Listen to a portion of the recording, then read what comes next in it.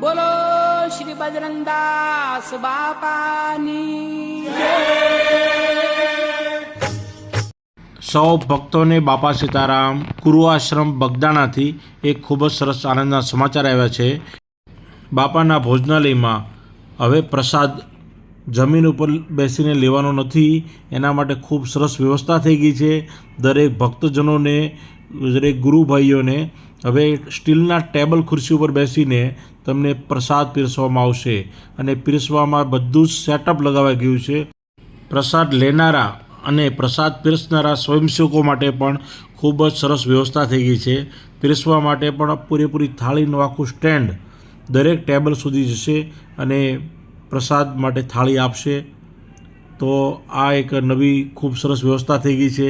આના કારણે જે લોકો નીચે જમીન પર બેસી શકતા નહોતા, જે લોકો વૃદ્ધ હતા અને નીચે